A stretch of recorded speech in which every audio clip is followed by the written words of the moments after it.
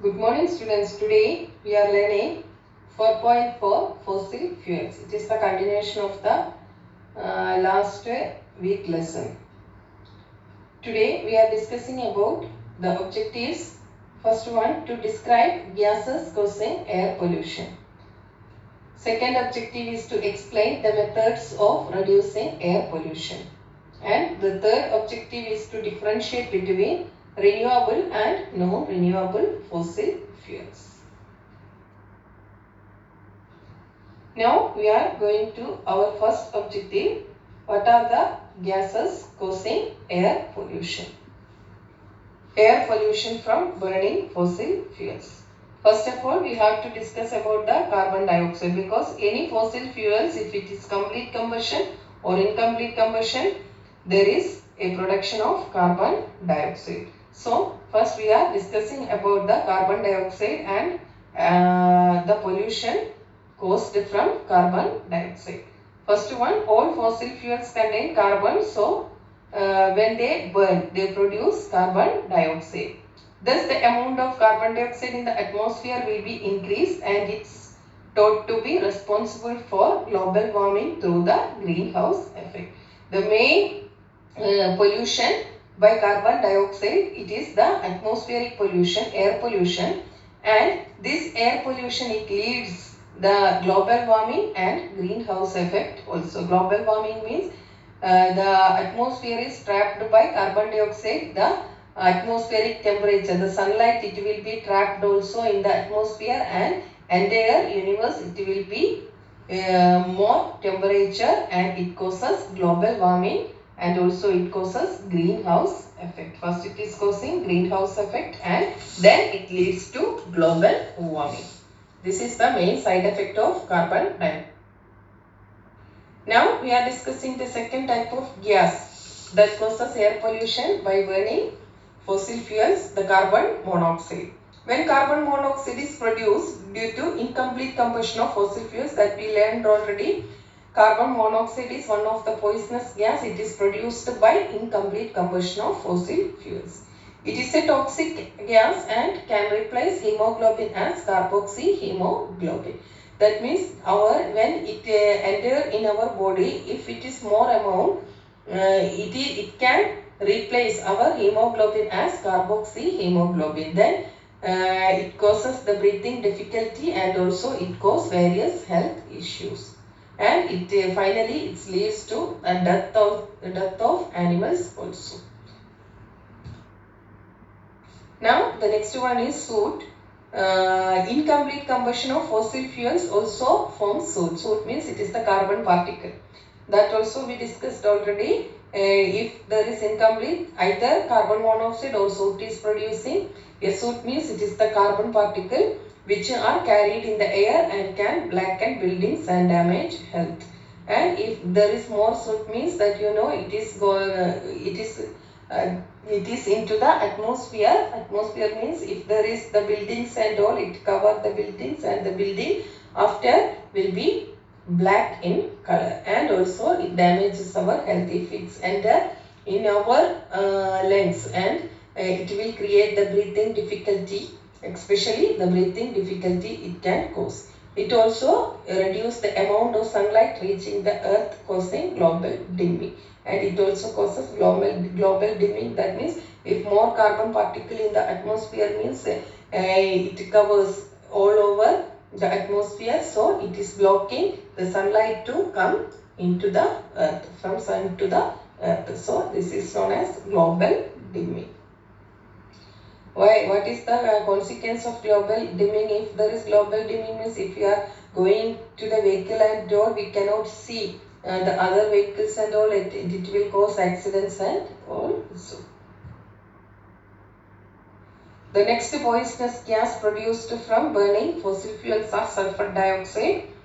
Most fossil fuel contains small amount of sulfur, which produces sulfur dioxide when the fuel is burnt. And that also we discussed already. Most of the fossil fuel, it contains less amount of sulfur. When the sulfur is burning, it produces sulfur dioxide. It is harmful to breathing system of humans and other animals. The main thing, it is harmful to breathing system of humans and other animals. And it also reacts with air and rainwater to make acid rain, which damages metal, stone, plants, aquatic and land animals. There is another side effect of sulfur dioxide. If sulfur dioxide in the atmosphere, when the rain comes, it is soluble in water and it is soluble in water to make acid rain. So along with the rainwater, it is coming to the earth. So it will damage metals, it will damage stones, it will damage plants, and it also damage aquatic and land animals.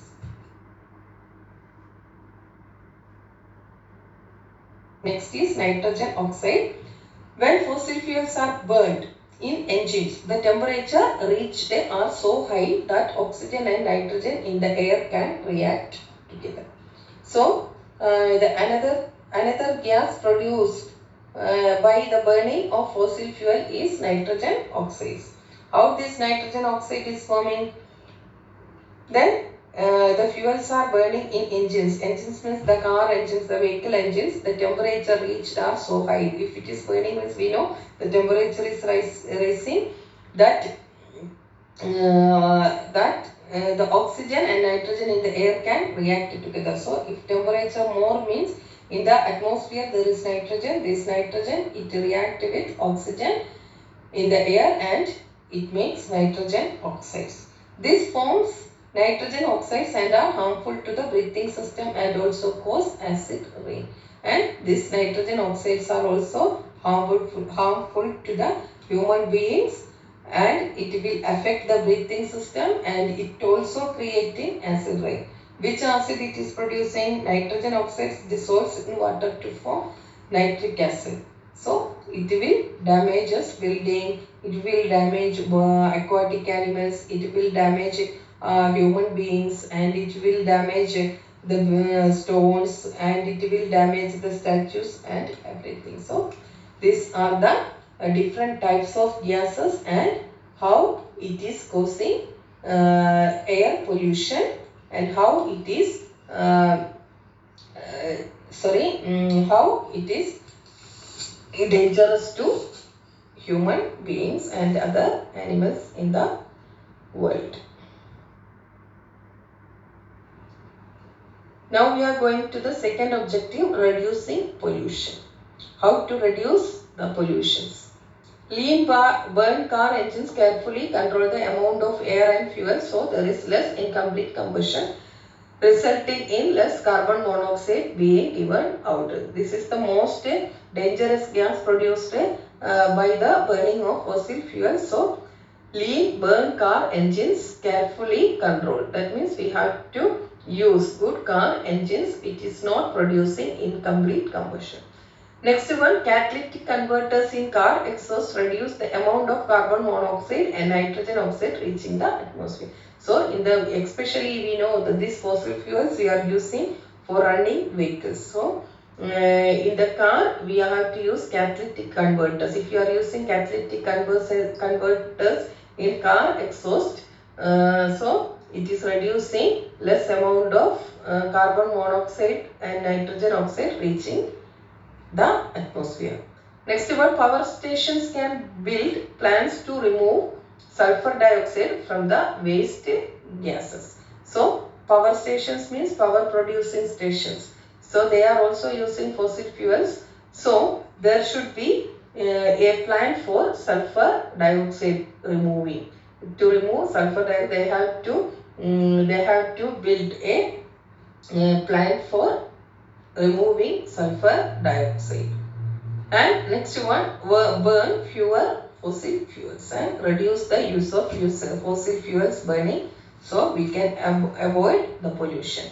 And next one, use nuclear, wind and solar power as an energy source. Instead of using these fossil fuels, wherever we can use this other source of energy, that means the nuclear energy, wind energy, solar energy, and the tidal energy also we can use. So if we are using this type of energies, we can reduce the pollution by fossil fuels burning.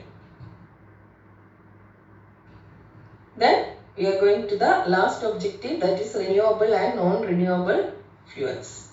What is the difference between renewable and non-renewable fossil fuels? The fossil fuels once used cannot replace them as they took millions of years to form are non-renewable fuels. That means once the fossil fuel is used, we cannot use it again. That is called the non-renewable fossil fuels, especially the petroleum, the coal and the natural gas. These are non-renewable fossil fuels. Why it is non-renewable? Because once it is used, we want another one, means it will take millions of years to form. So continuously using, already it exists, and that one we use it using continuously means it will be limited. Then after we have to wait for millions of years to form this fuel. The examples are petroleum and natural gas. Then what it means renewable fossil fuels, the fossil fuel which do not end. Once it is used are called renewable fossil fuels. That means once we are using, again and again we are getting. That type of energy sources are called renewable fossil fuel. The examples of renewable fossil fuels are solar energy, wind energy, tide energy. That you know, every day the sun is there. So every day today we are using sun's energy, and tomorrow also we will get the sun's energy in the same amount. So this, and wind also, every day there is wind. So this type of fuels are called renewable fossil fuels. So this is the main difference between renewable and non-renewable fossil fuels. So I think you all understood the lesson. So we completed our 3 objectives. You and have a nice